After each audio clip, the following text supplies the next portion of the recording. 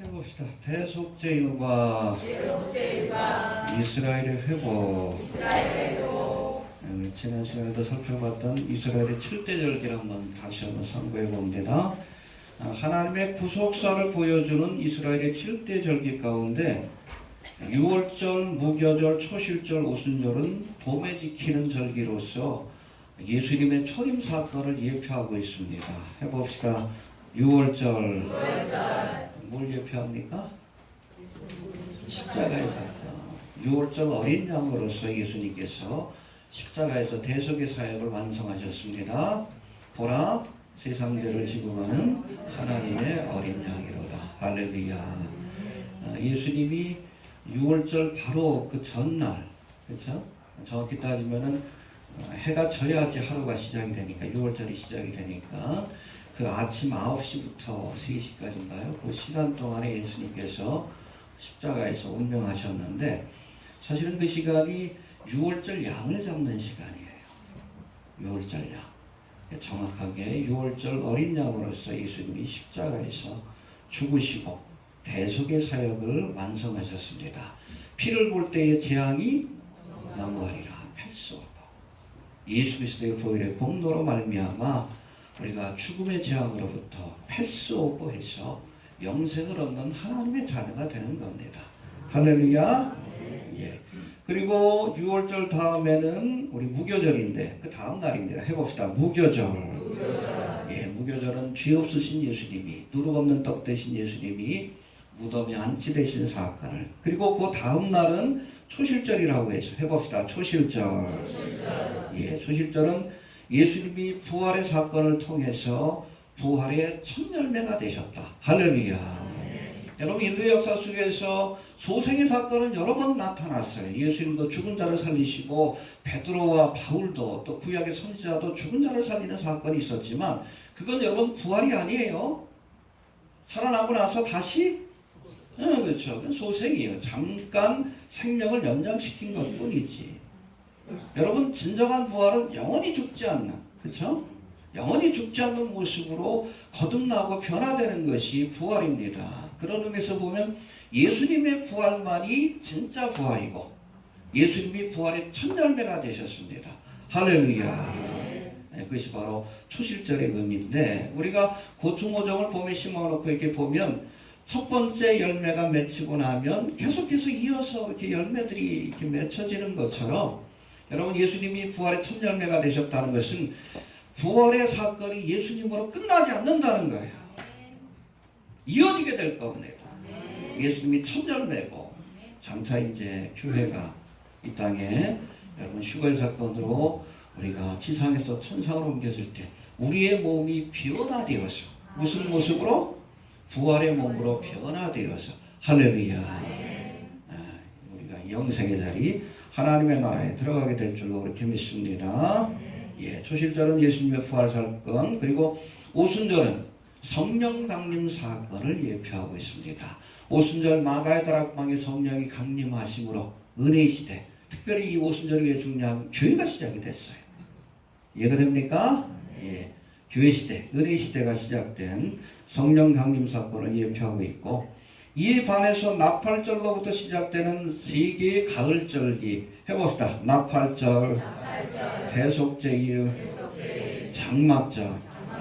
예, 이것은 장차 일어날 재림의 사건을 예표하고 있다. 그렇게 이해하시면 됩니다. 우리가 지난 시간에 로시 하샤나, 나팔을 부는 날이라는 뜻인데, 용테루아, 나팔을 부는 날이라는 뜻인데, 이 나팔절은 재림의 사건 가운데 우리가 하나님의 나팔 소리와 함께 변화되어서 휴거의 사건에 참여하게 될 휴거의 사건을 예표하고 있습니다. 할렐루야. 그런가 하면 오늘 우리가 살펴볼 이 대속죄일 혹은 속죄일이라고 하는데, 이 속죄일은 이스라엘 백성들이 회개하는 날이에요. 해봅시다. 회개하는 날이다. 레위기 13장에서도 봤듯이 이날은 아예 밥도 안 먹고 하루 종일 주님 앞에 회개하는 거예요. 근데 이 회개는 회복의 전제 조건입니다. 회개해야 회복시켜 주시는 거예요. 회개하라? 회개해야 천국을 가게 되는 거예요. 아무튼 이스라엘이 민족적으로 회개할, 특별히 7년 대화라는 기간 동안에 회개의 사건을 예표하고 있고, 이 장막절은 하나님이 우리와 함께 머물기 위해서 이 땅에 찾아오시는 사건. 할렐루야. 특별히 여러분 이스라엘 백성들이 광야 40년 동안 장막에 머물렀어요. 근데 하나님의 집도 장막이었습니다.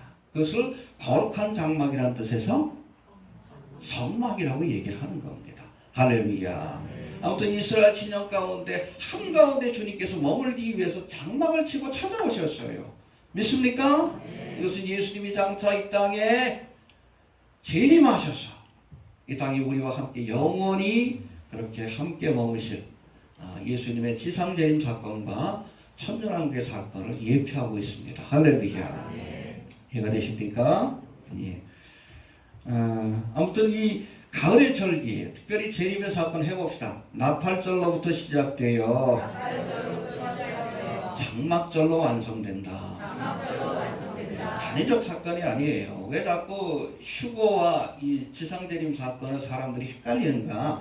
한 번에 일어나는 사건이라고 착각해서 그래요. 단위적 사건이 아닙니다. 초림의 사건도 단위적 사건이 아니에요. 우리가 예수님께서 베들레헴에서 태어나셔서 십자가에서 죽으시고 부활하시고 승천하시고 성령이 강림하심으로 교회 시대가 열린 거기까지가 초림의 사건이에요. 오랜 기간 동안 적어도 한 33년의 기간 동안 여러 가지 사건들이 함께 섞인 것을 우리가 초림의 사건이라고 합니다. 재림의 사건도 마찬가지예요. 나팔절로부터 교회가 은혜 시대를 끝내고 이제 지상에서 사라지는 나팔절로부터 시작해서 예수님이 지상 재림하셔서 이 땅에 주님의 나라 임하옵시고 할렐루야. 천년왕국이 펼쳐지는 그때까지가 재림의 사건입니다. 이해가 되십니까? 적어도 우리 7년 대환란이라는 그 기간까지 포함되면 7년 이상의 시간이 그 기간 동안에 여러 가지 중요한 사건들이 섞인 것을 재림의 사건이라고 얘기를 하는 겁니다. 단회적 사건이 아닙니다. 자꾸 헷갈리는 거예요. 이게 한 번에 일어난다고 생각하니까. 그러니까 뭐 환란 통과서, 환란 중간기 휴거설 엉뚱한 이야기들이 나오는 거예요. 이해가 됩니까? 예. 여러분 예수님의 재림을 예표하는 가을절기 가운데 우리 지난 주일인 9월 29일부터 10월 1일까지가 바로 휴거의 사건을 예표하는 무슨 절기? 나팔절이었습니다. 왜 남아 계십니까? 시간을 조금 더 주시는 것 같죠? 아직 책이 안 나왔어. 늦어도 뭐 아마 내년 봄까지는 나올 겁니다. 요즘 조상혁 선생님한테 시달려요. 워낙 꼼꼼하셔가지고 여관 뭐냐 자꾸 물어보는데 피곤해. 근데 이거 피곤한 게 맞아요. 책이 잘 나올 것 같습니다. 그것까지 할 수 있는 시간을 주신 것 같아요. 하나님이 조금 한 1년의 시간을 더 주신 것 같은데 여하튼 주여 뜨시면 이것도 하고 알겠습니까? 열심히 맷돌질 하다가 이해가 되십니까? 쟁기질 하다가 주어진 일에 최선을 다하다 부르시면 가면 돼요. 또 사명이 끝나지 않으니까 안 부르시는 것 같아요. 열심히 합시다.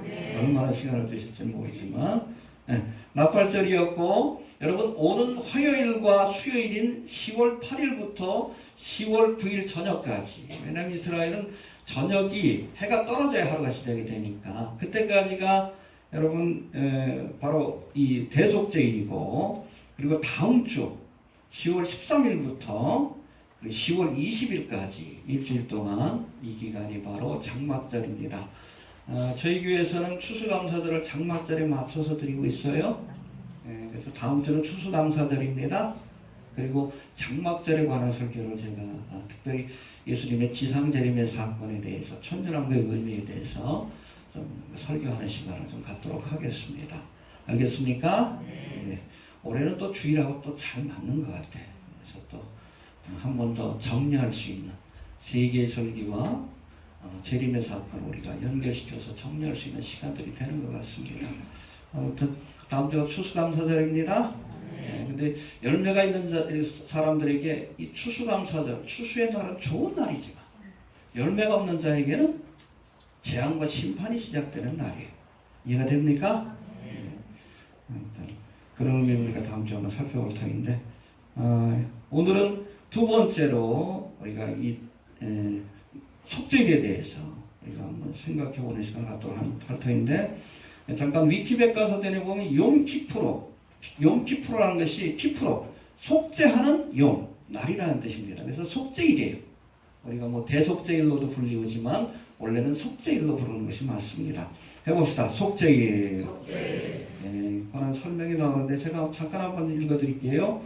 욤키프로는 유대교의 속죄일이며 히브리력으로 하는 티시레이월 7월입니다. 6월자를 첫 달로 시작을 해서 7월 10일이고 그레고리력에서는 우리가 일반적으로 쓰는 그런 달력에서는 9월 혹은 10월에 이 날짜가 돌아오게 됩니다. 구약 성경에서는 특별히 레위기 23장 27절부터 29절까지 이 속죄일에 관한 말씀이 나오는데 레위기에 따르면 우리가 읽은 본문입니다. 속죄일에는 하루 동안 어떤 일도 하지 못하고 또 단식을 하면서 온전히 회개하는 날이에요. 민족적으로 회개하는 날입니다. 이해가 됩니까? 예.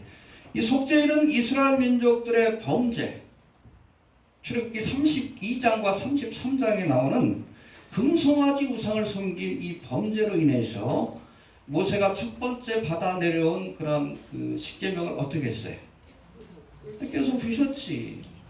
십계명을 받으러 이 모세가 시내산에 올라갔는데 보니까 밑에서 이스라엘 백성들이 뭐 하고 있었어? 금송아지 우상.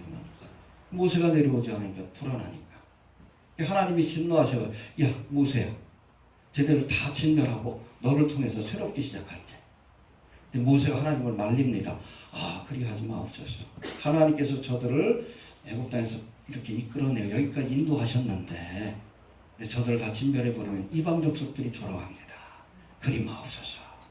그러고선 이 모세가 하나님 주신 십계명을 가지고 내려왔는데 보니까 너무나 기가 막혀. 금송아지 우상 앞에서 춤추며 뛰노는 모습 보니까 화가 나가지고 뭘 했어요? 갖고 내려왔던 여러분 십계명 돌판을 깨트려버렸어요. 십계명의 말씀이 무슨 의미가 있어? 1계명이 나 외에 다른 신이 없다. 2계명이 여러분 우상 숭배하지 마라. 그 말씀이 무슨 의미가 있어? 이미 우상을 숭배하고 있는데 언약이 깨져버렸는데 진노해가지고 깨트려버렸어. 그래서 레위 지파를 통해서 3,000명을 그쪽에 돌입을 해버립니다. 야 형제 친척이라 할지라도 아끼지 말고 죽여라. 하나님의 진노예요. 그러고 나서 이스라엘 백성들이 민족적으로 회개를 합니다. 통해자고 그래요.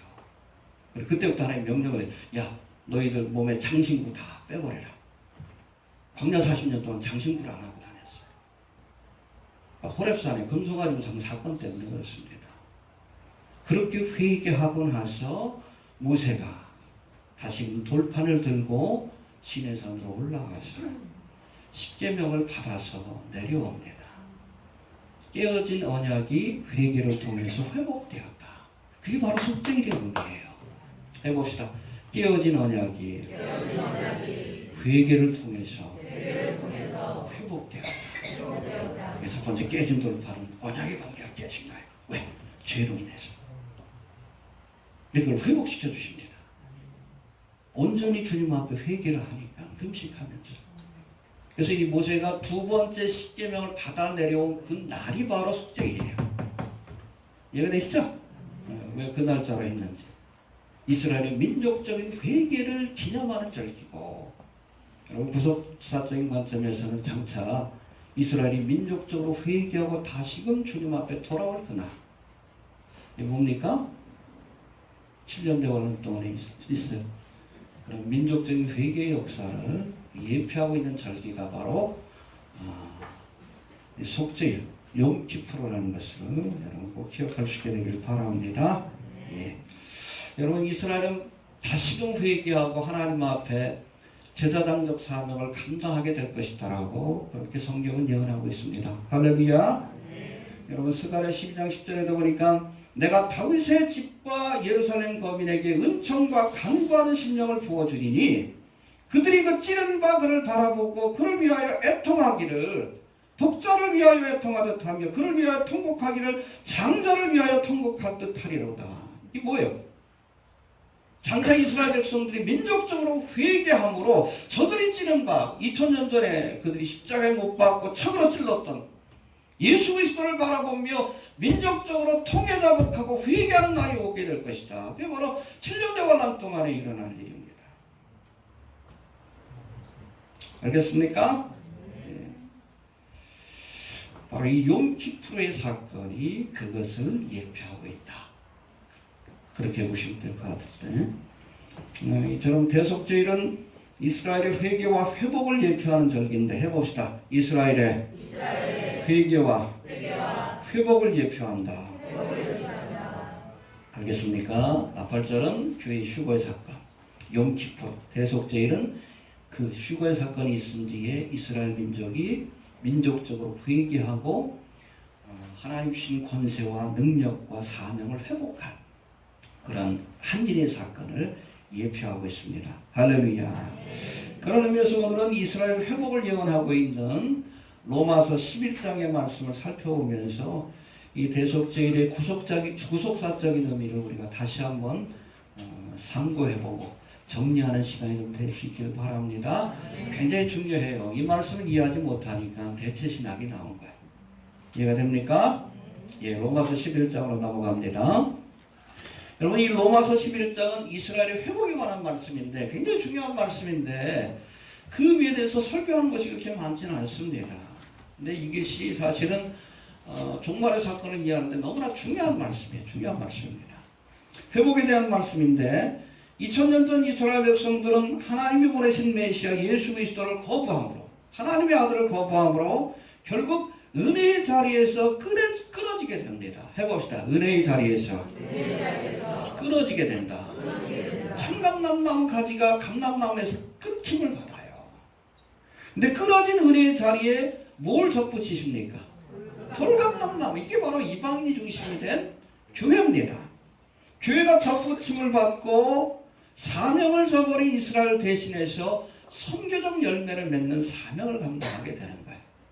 이해가 됩니까? 이게 바로 제사장의 사명이에요. 죄인들을 하나님께로 인도하는. 그 사명이 이스라엘에서 교회로 넘어오게 된 겁니다. 그건 뭐 딴 게 아니에요. 저들이 하나님 보내신 메시아를 거부했기 때문에. 이해가 되십니까? 그러나 이스라엘이 완전히 하나님의 은혜에서 제외된 것은 아니어서 마지막 때가 되면 이스라엘 가운데 남은 자들이 다시금 회개하고 제사장의 사명을 회복하게 될 것이다 라고 말씀하고 있습니다. 오늘 본문 25절 26절에 나옵니다. 뒤에 살펴봅니다. 구체적으로는 돌감람나무 가진 교회가 휴거의 사건으로 사라진 뒤에 교회가 먼저 사라져야 돼요. 이해가 됩니까? 7년 대환란의 기간. 우리로서는 7년 대환란이지만 이스라엘에게는 한일의 70일의 가운데 마지막 남은 7년 한일의 사건입니다. 이 7년 한일의 기간 동안 참감람나무 가진 이스라엘이 다시금 감람나무의 접붙임을 받고 은혜를 공급받는 거예요. 민족적으로 회개함으로 욤키푸르의 사건입니다. 떠나간 교회를 대신해서 언약을 회복하고 사명을 회복하고 선교의 열매를 맺는 사명을 감당하게 된다는 겁니다. 할렐루야. 여러분 7년 대환란 기간 동안에도 예수 믿고 구원받는 역사는 지속이 됩니다. 그러나 선교의 주체는 교회에서 누구로? 이스라엘로 옮겨가게 되는 거예요. 그 중심에 14만 4천 명이 있는 겁니다. 이해가 됩니까? 예. 근데 그 사람들을 우리가 에클레시아, 교회라고 표현하진 않아요. 환난 성도라고 얘기합니다. 이해가 됩니까? 이미 교회 시대는 나팔절, 휴거의 사건으로 끝났기 때문에 은혜 시대는 그때까지입니다. 오순절부터 나팔절까지. 이때는 여러분 본격적인 추수의 시기예요. 은혜의 때입니다. 끝나고 여러분 이 나팔절이 끝났다고 모든 추수가 끝나는 건 아니에요. 장막절 때 끝나는 거예요. 이해가 됩니까?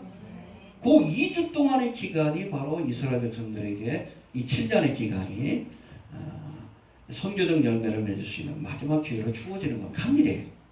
이해가 되시죠? 예.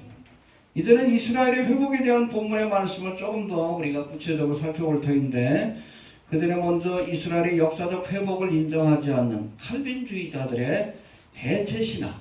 이게 왜 중요하냐면 우리나라 교단 가운데 한 70% 내지 80%가 장로교예요. 근데 장로교의 종말론에 관한 그 공식적인 입장이 대체 신학입니다. 리플레이스먼트 시올로지. 대체 신학의 입장에서는 여러분 요한계시록을 문자적으로 역사적으로 해석하는 것을 저들은 허용하지 않습니다. 다 상징적으로 비유적으로 해석을 해요. 왜 그런지 한번 살펴봅니다. 여러분 이 대체 신학, 리플레이스먼트 시올로지라고 하는데 대체했다, 대신하게 되었다는 뜻입니다. 이것은 무천년설 혹은 구천년설의 근거가 되고 있는 그런 신학이기도 한데 이 대체 신학은 신약의 교회가 이스라엘을 대신했기 때문에 하나님의 구속의 역사에서 이스라엘은 더 이상 그 역할이 남아있지 않다는 주장입니다. 정말 그런가 우리가 로마서 11장을 통해서 살펴보자는 거예요. 하나님의 여러분 언약에는 후회함이 없다고 그랬어요. 이스라엘이 주신 언약은 지속되는 겁니다. 잠시 끊겨졌을 뿐이지. 이해가 됩니까? 하나님은 거짓말하지 않아요. 구약에서 이스라엘이 주셨던 언약은 반드시 이루어집니다.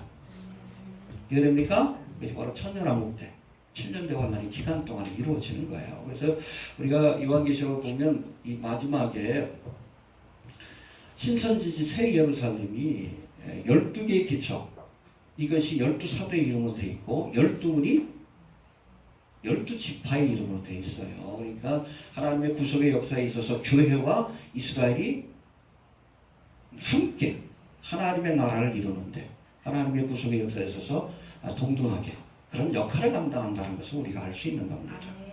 사라지지 않은 겁니다. 왜? 하나님은 반드시 예언하신 것은 이루시기 때문에 폐하여진 것이 아니고 보류된 것뿐입니다. 이해가 되십니까? 예. 그런데 신약의 교회가 이스라엘을 대체했기 때문에 하나님의 구속의 역사에서 이스라엘은 더 이상 그 역할이 남아있지 않다. 이게 바로 대체 신학이에요. 교회가 이스라엘을 대체했다는 생각 때문에 성경에 기록된 예언의 말씀들, 특별히 요한계시록에 기록된 이스라엘에 관한 예언들이 있잖아요. 그렇죠? 근데 이것도 이스라엘이 아니라 교회 주신 예언이다라고 해서 그것을 대체해서 해석을 해버려요. 그러다 보니까 이것을 역사적으로 문자적으로 해석을 못 내립니다. 상징적으로 비유적으로 해석하다 보니까 이게 뭔지를 몰라. 여러분 요한계시록 강의를 한번 들어보셔요. 특별히 장로교에서 하는 강의 보면 하는 사람들마다 다 내용이 달라요.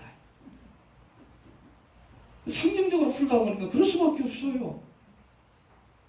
근데 여러분 근본주의자들이 푸는 요한계시록은 작은 부분에 있어서는 좀 그 의견의 차이가 있지만 대략적인 것은 다 맞습니다. 왜? 문자적인 역사적인 해석을 내리기 때문에 이스라엘에 관한 예언을 그냥 이스라엘로 보기 때문에 그래요.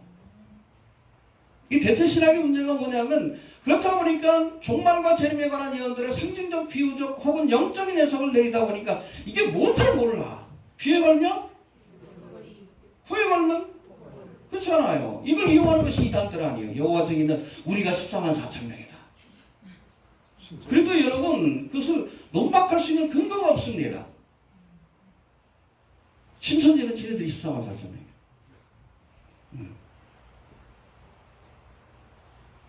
성경이 뭐라고 되어 있어요? 이스라엘 지파예요. 그렇게 보면 되는 거예요. 알겠습니까? 그들이 중심이 돼서 선교적 사명 감당하게 되는 거예요. 두 증인에 대해서도 여러분 두 증인은 두 사람이다. 예루살렘 특별히 성전을 중심으로 해서 사역하게 될 것이다. 많은 학자들은 그것이 모세와 엘리야일 것이다라고 얘기를 하는데 누군지 모르지만 아무튼 두 명의 증인이다. 그렇게 이해하면 돼요. 문자적으로, 역사적으로 우리가 해석을 하면. 근데 그걸 여러분 상징적으로 대체 신학의 근거에서 해석을 하다 보면 이게 뭔지 몰라. 그 이단들이 자꾸 이용하잖아. 전여성이 그렇잖아요. 예? 우리 교회, 자기 교회 나오는 사람들이 두 증인이에요.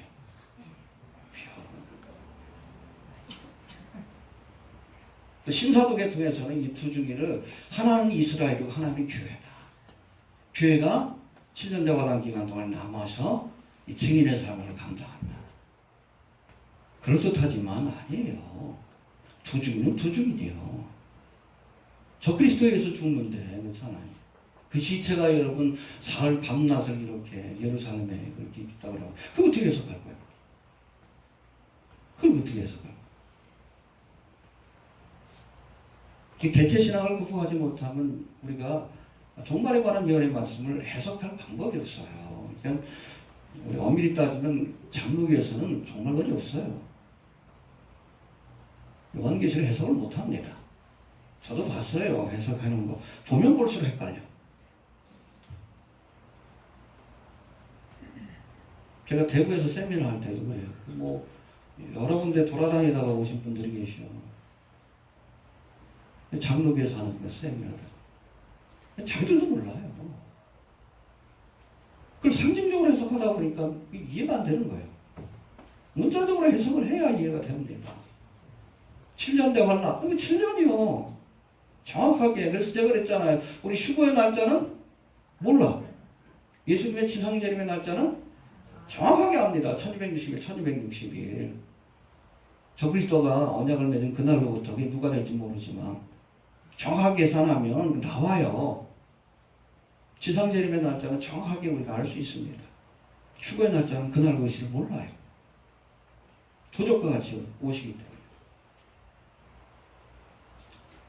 이해가 되십니까? 네. 그렇다면 하나님의 구속의 역사에서 이스라엘의 역할은 모두 사라지고 교회로 replace, 대체된 것인가? 오늘 본문에서 사도 바울은 그렇지 않다라고 우리에게 분명히 말씀합니다. 우리 29절 보니까 한번 봅시다. 29절 시작.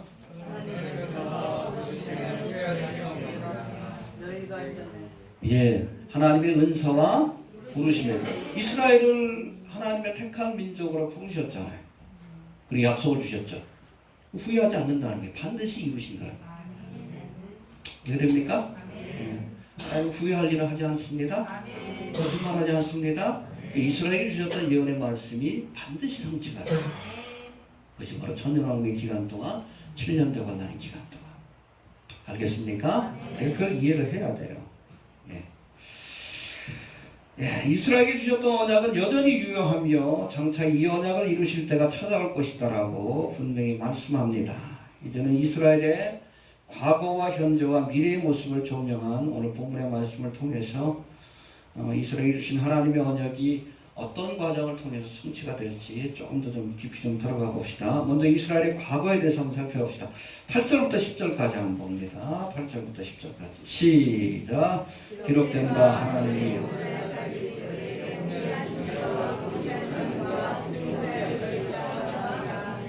또 다윗이 가로되 저희 밥상이 올무와 젖과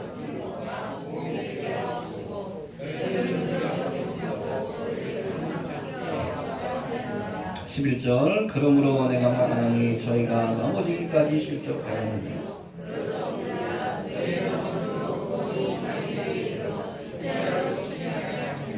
예, 하나님이 이스라엘에 주신 언약이 있어요. 근데 이것을 이루는데 저들이 넘어졌다. 실패했다는 거예요. 이해가 됩니까? 실족했다. 완전히 넘어지진 않았죠. 네, 해봅시다. 하나님의 언약을 이루는데 실패하였다. 이 언약은 두 가지예요. 첫 번째는 저들을 구원하신다. 메시아를 통해서 저들을 구원하시겠다. 이 구원에 대한 언약이고, 두 번째는 제사장 나라가 되게 하리라.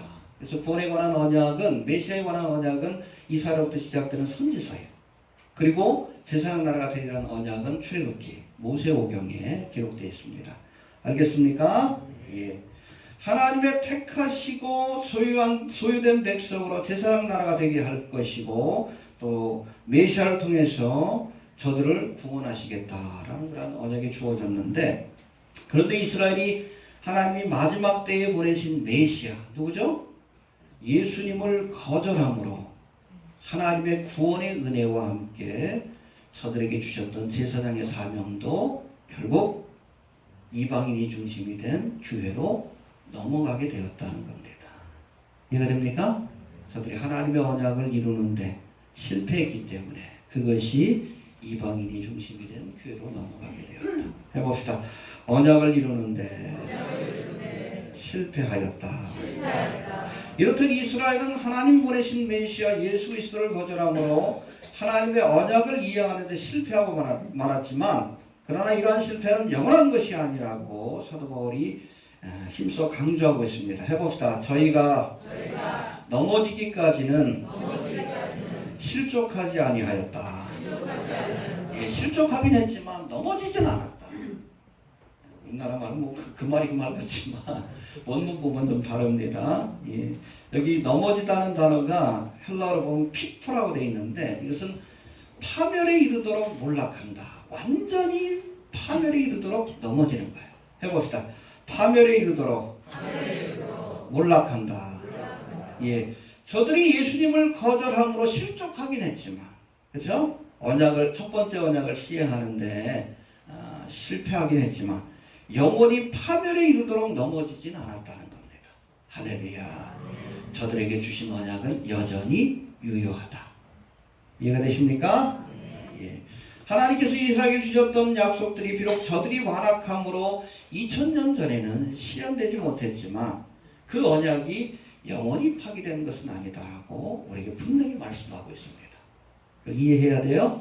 그래야 대체 신학을 우리가 극복할 수 있습니다. 이해가 되십니까? 두 번째, 그렇다면 이스라엘의 현재, 과거와 현재에 대해서 살펴봅니다. 12절 한번 봅시다. 시작.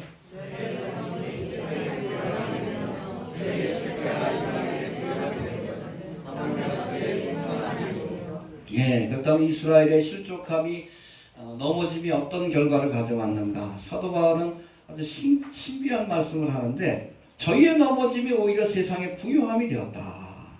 또 저희의 실패가 이방인의 부요함이 되었다. 할렐루야. 여러분, 이스라엘이 저들에게 주어졌던 은혜와 사명을 거절함으로 그 은혜와 사명이 이제는 이방인들, 즉 이방인 중심된 교회로 넘어가게 되었고 이 일로 인해서 이방인들에게 하나님의 은혜가 쏟아지는 은혜의 시대가 열리게 되었다. 할렐루야. 이게 하나님의 경륜이에요. 오히려 저들이 실패하고 넘어짐으로 그 은혜가 이방인들에게 열리게 되었다. 이게 하나님의 경륜입니다. 이해가 되십니까? 사도 바울은 이 사실을 조금 더 분명히 설명하기 위해서 감람나무의 비유를 우리에게 말씀합니다. 다시 한번 살펴봅시다. 우리 17절부터 21절까지 다시 한번 봅시다. 17절부터 시작. 또한 다시 얼마나 꺾였는데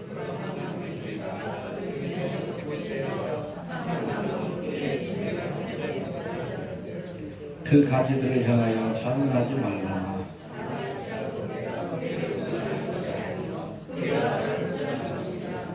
그러면 내 말이 옳도다. 저희는 믿지 아니함으로 꺾이고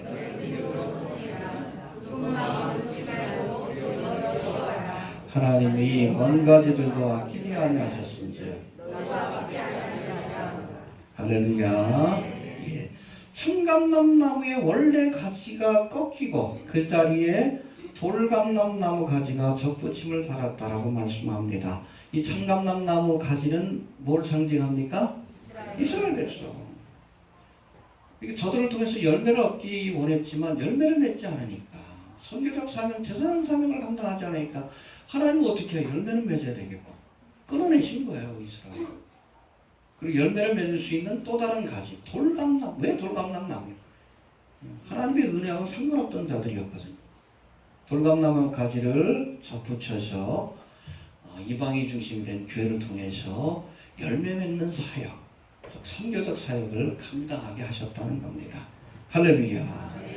우리가 과일나무에 접붙임을 하는 이유는 한 가지입니다. 왜 그래요? 좋은 열매를 얻기 위한. 하나님께서 이방인들에게 돌감람나무 가진 우리에게 그렇잖아요. 감람나무의 은혜, 하나님의 은혜를 공급시켜 주신 은혜가 그 뜻이 뭡니까? 열매를 맺게 하라고. 열매를 맺지 못하면 하나님 앞에 심판을 받습니다. 무화과 나무가 저주를 받았듯이, 이스라엘 백성들이 끊김을 받았듯이 열매 맺어야 합니다. 아멘. 여러분, 청감나무 가지도 아끼지 않고 꺾어버리셨는데 우리가 열매를 맺지 못하면 어떻겠어요? 꺾어내시지. 주님 앞에 열매를 드려야 합니다. 아멘. 성령의 9가지 열매, 후에게 합당한 열매, 의의 열매, 여러분 선교의 열매, 주님 앞에 열매를 드릴 수 있게 되길 바랍니다. 아멘. 이것이 바로 돌감람나무 가진 우리를 하나님의 은혜의 나무에, 감람나무에 접붙여 주시고 은혜 받게 하신 그런 뜻임을 기억할 수 있게 되길 바랍니다. 제가 이번에 요한계시록 강의를 하면서 유대인들에게 제가 서문을 썼어요. 복음의 빚진 자다. 우리는 복음의 빚진 이방입니다. 빚진 복음, 이것을 빚진 것을 갚기 원하는 그런 마음을 가지고 제가 이 글을 쓰고 또 번역을 해서 유대인들을 위해서 책을 만들고 있습니다. 우리는 복음의 빚진 자입니다. 알겠습니까? 네, 그런 마음을 가지고 우리가 유대인들을 위해서도 기도하고 저들에게 마지막으로 뺑글뺑글 돌면 마지막이 거기요. 땅끝이야. 복음을 증거하는 일에 힘써야 합니다. 네. 또 세 번째, 이스라엘의 미래에 관한 말씀. 이게 중요해요. 우리 23절 한번 봅시다. 시작.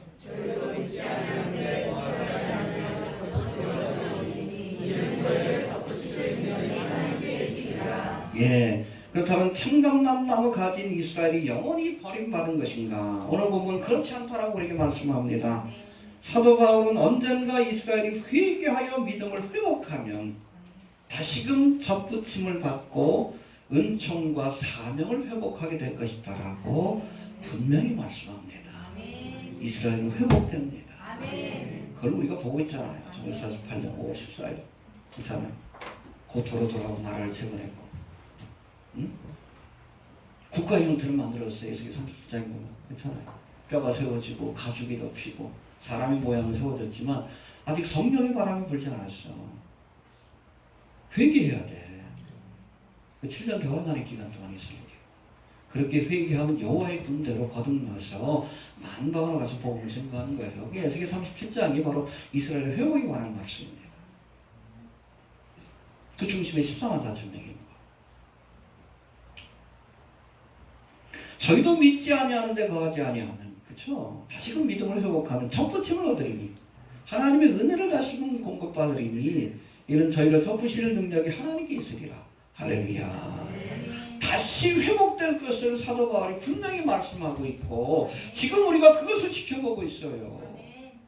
이스라엘 회복을 지켜보고 있습니다. 그러니까 그 이스라엘 회복을 지켜보는 세대가 종말의 세대예요. 벌써 70년이 지났잖아요. 인생이 70이요? 한 세대가, 이 세대가 가기 전에 이스라엘의 회복을 지켜보는 세대가 다 가기 전에, 다 죽기 전에 인자가 오리라. 이제 지금이 마지막 세대라고 하는 이유가 바로 거기 있는 거예요. 성경에 근거한 겁니다. 가끔 보면 블로그에 뭐 특별히 동성애 이렇게 반대하시는 분 가운데 다음 세대 그런 분들이 계셔요. 제가 속으로 보시면 지금 마지막 세대인데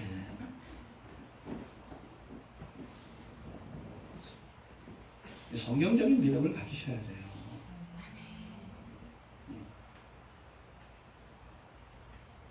마지막 세대입니다. 네.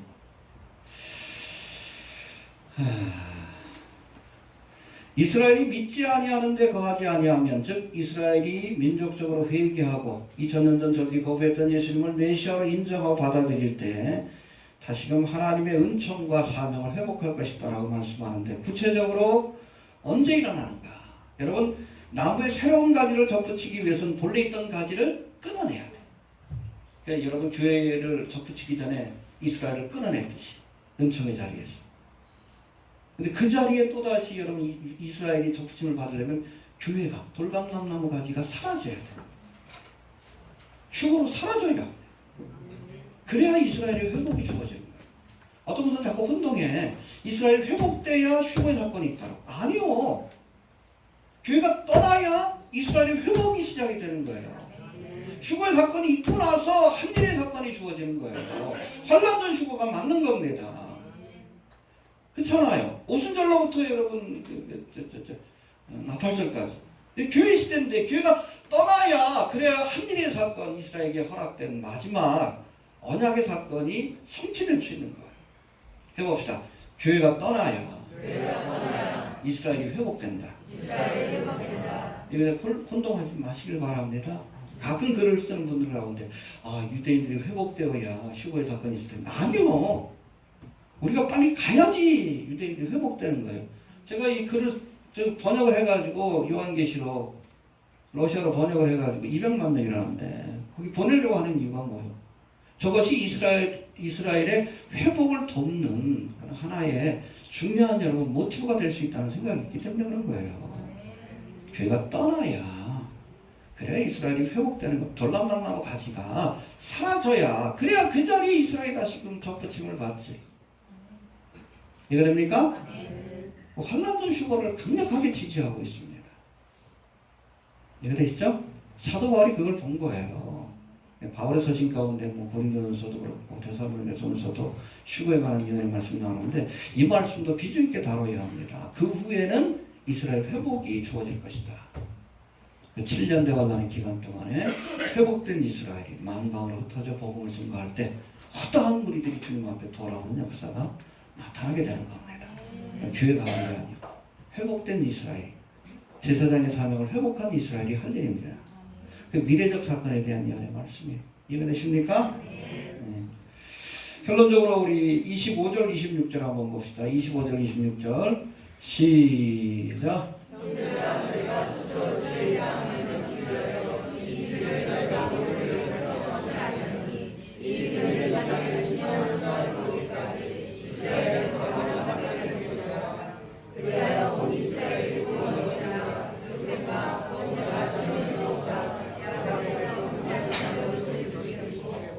예, 여기 보니까 사도 바울은 언약의 백성이었던 이스라엘이 그 마음이 완악하게 되어서 메시아로 오신 예수 그리스도를 거부한 일을 비밀, 미스테리오. 너무 신기하다는 거예요. 이야, 참 저들이 거부함으로 오히려 은혜의 시대가 열렸어. 신기하잖아. 미스테리오. 이해하기 힘들지만 하나님의 비밀스러운 경륜과 섭리를 이루기 위해 이런 일들이 되어진 것이다. 할렐루야. 그리고 뭐라고 합니까? 이방인의 충만한 수가 들어오기까지 이스라엘의 더러는 완악하게 되었지만, 그렇죠? 결국 온 이스라엘이 구원을 얻게 되리라. 할렐루야. 해봅시다. 이방인의 충만한 수가 들어오기까지. 그때까지는 이스라엘이 완악하게 될 것이다. 이방인의 충만한 수가 들어오기까지, 이 교회 시대가 끝날 때까지. 그때까지는 이스라엘이 완악해지겠지만 이후로는 저들이 용키프 7단 대환란의 기간 동안에 회개하고 다시 한번 하나님의 구원의 은총을 얻고 제사장의 사명을 감당하게 될 것이다. 할렐루야. 이들이 바로 이스라엘의 남은 자들입니다. 렘넌트예요. 렘넌트 사상이 나옵니다. 하나님이 그들을 남겨두셨습니다. 예.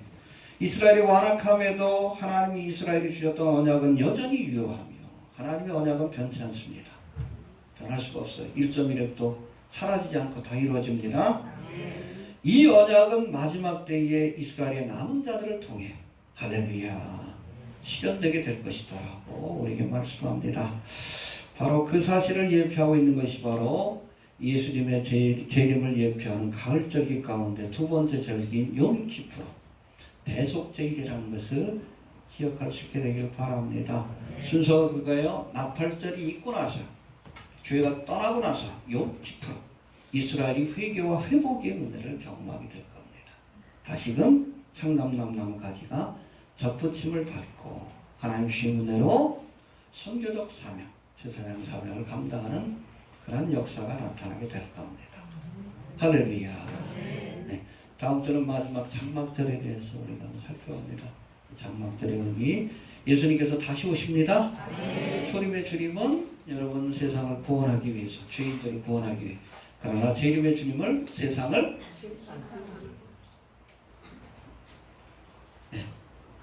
요한계시록 19장에 나오는 재림의 주님에 대해서 우리가 다시 한번 좀 살펴보는 시간을 갖도록 하겠습니다.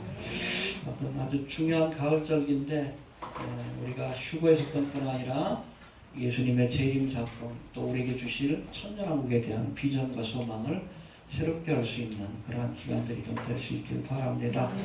그리고 욤키푸 이번 주가 속죄일이 있는데 이 기간 동안에 우리의 믿음들을 좀 돌아보면서 하나님 앞에 회개할 것이 있으면 철저히 회개해야 우리가 장막절을 또 기쁨으로 맞이할 수 있는 겁니다. 그럴 수 있는 시간들이 되시길 바랍니다. 우리 주신 말씀부터 다 같이 한번 기도합니다. 하나님 은혜를 감사합니다.